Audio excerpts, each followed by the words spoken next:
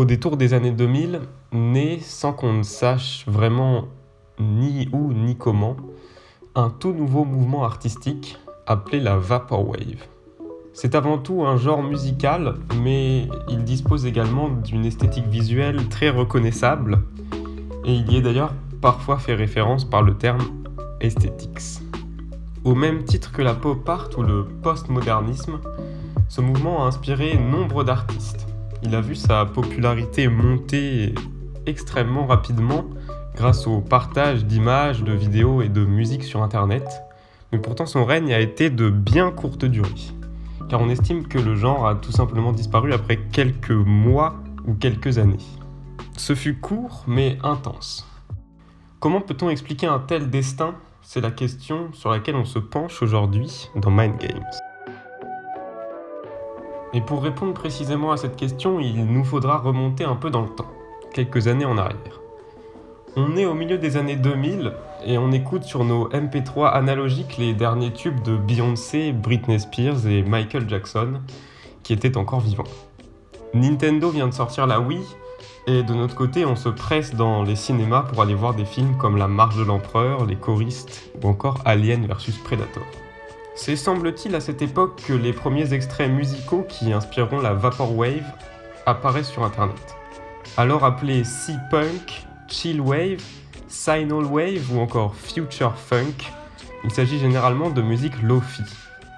La musique lo-fi, pour Low Fidelity, c'est tout simplement le fait de prendre des extraits de chansons rétro et de les transformer à l'aide de différentes techniques de mixage afin qu'elles aient l'air encore plus anciennes, encore plus vieillies, comme si elles avaient été enregistrées sur un matériel de très mauvaise qualité. Il faut bien comprendre que ces premiers extraits resteront d'abord dans des sphères assez privées. En effet, les réseaux sociaux n'étaient pas aussi développés qu'ils le sont aujourd'hui et généralement les échanges de fichiers se faisaient souvent sur des adresses mail ou des forums en petits comités. C'est véritablement en 2010, sur le site Reddit, qu'apparaît pour la première fois le nom Vaporwave de façon publique. Son père fondateur serait l'album Chuck Person's Echo Jams Volume 1, qui détourne des extraits de musique comme Africa de Toto ou encore le thème du jeu Echo le Dauphin sorti en 1993. La Vaporwave est donc d'abord vue comme un genre de musique parodique, et les artistes, le plus souvent anonymes, s'amusent à partager leurs créations sur des sites comme SoundCloud ou encore Bandcamp, sans réel espoir de voir le concept se démocratiser un jour. Mais très vite, la folie de la Vaporwave s'empare d'Internet et on découvre alors toute l'imagerie qui lui est associée. La Vaporwave, ce n'est plus seulement de vieilles musiques détournées, c'est un véritable mouvement artistique. Dans l'imagerie visuelle, les couleurs dominantes sont bien souvent le rose, le mauve et le turquoise, et on retrouve des éléments divers et variés. Tout d'abord, on note la présence d'images, de symboles très présents dans les années 90, voire 80, notamment des logos de marques comme Fiji, Arizona ou encore Adidas. On trouve également très régulièrement des caractères asiatiques, des statues grecques ou encore des lignes droites formant des grilles et des polygones. Mais par-dessus tout, ce qui est le plus frappant, c'est cette présence presque étouffante de vieux ordinateurs, de matériel et de logiciels informatiques maintenant complètement obsolètes.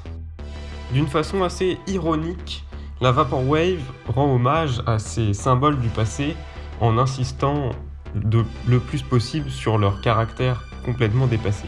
De même, l'ambiance musicale est assez similaire à ce qu'on peut imaginer de l'imagerie visuelle. Les tonalités sont douces, le rythme est très lent et le côté lo-fi en fait des musiques agréables, presque tristes, qui rappellent un temps qu'on n'a peut-être pas connu, mais vers lequel on se sent tout de suite transporté.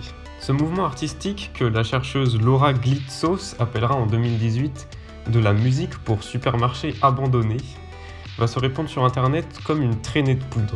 De très nombreuses créations en tout genre fleurissent un peu partout, aux quatre coins des internets, et des artistes connus, comme Young Lean en 2013, se rattachent au mouvement Vaporwave. L'industrie du textile, elle aussi, va surfer sur la vague, puisque de nombreuses enseignes créent alors des vêtements de cette inspiration. Bref, tout semble indiquer que la Vaporwave a encore de beaux jours devant elle. Et pourtant, c'est là que tout s'effondre.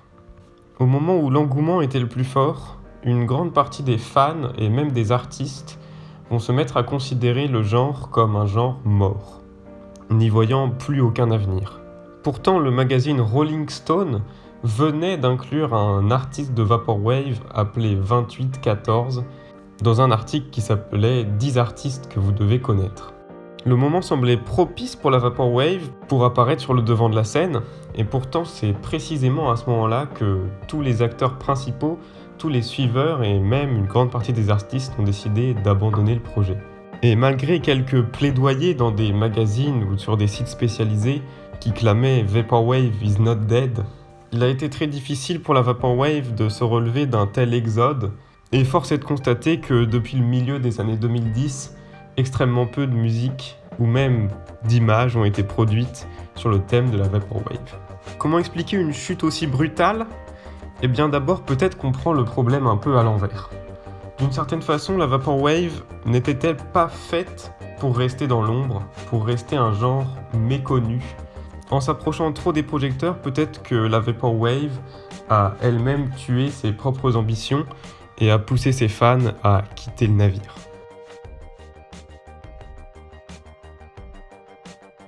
Certains médias ont également entrepris d'attribuer un côté engagé à la Vaporwave, et il est possible d'argumenter que ceci a un peu contribué.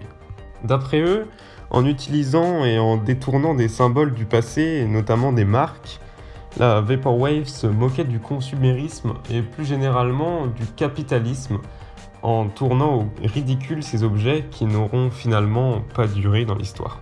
Et même si on peut considérer que c'est vrai dans une certaine mesure, une grande majorité des artistes Vaporwave se sont tout de suite détournés de cette comparaison en disant que ce mouvement avait avant tout été créé un petit peu pour le fun et qu'en aucun cas il se faisait porte-parole d'un parti politique ou d'une quelconque idéologie. En prêtant un côté faussement engagé à la Vaporwave, les médias ont donc quelque peu contribué à sa chute, transformant ce mouvement artistique en une sorte de vaste blague. On peut également faire un parallèle entre la naissance et la mort de ce mouvement qui, dans les deux cas, a été extrêmement soudaine et presque inexpliquée. On peut penser que du fait que la Vaporwave soit apparue de façon aussi brève, aussi inattendue, cela lui donnait un petit peu moins de légitimité, et d'ailleurs c'est ce qui a été reproché à ce mouvement pendant toute son existence. Peut-être qu'inconsciemment il est plus difficile de s'attacher à quelque chose d'aussi récent, d'aussi spontané, et qu'il est donc bien plus simple de s'en détacher.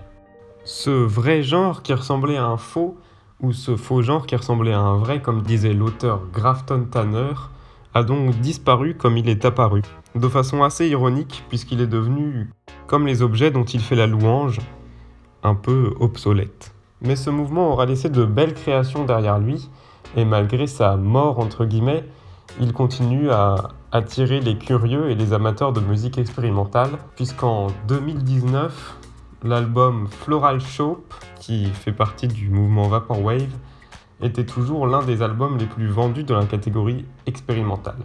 Il cumule également plusieurs centaines de millions de vues sur YouTube, et on peut retrouver sur différentes vidéos des commentaires qui citent le nom Vaporwave ou encore esthétique. Même si c'est plus devenu une blague qu'autre chose, cela montre tout de même que la Vaporwave a eu un impact sur la culture internet et qu'un mouvement artistique, aussi bref soit-il, change quelque peu notre manière d'envisager l'art. Personnellement, c'est un mouvement que je trouve assez fascinant et pourtant bien trop méconnu, et c'est pour ça que j'avais envie d'en faire un petit historique dans cet épisode. Je vous souhaite une excellente fin de journée ou une excellente fin de soirée. On se retrouve très vite pour une prochaine vidéo. Cordialement.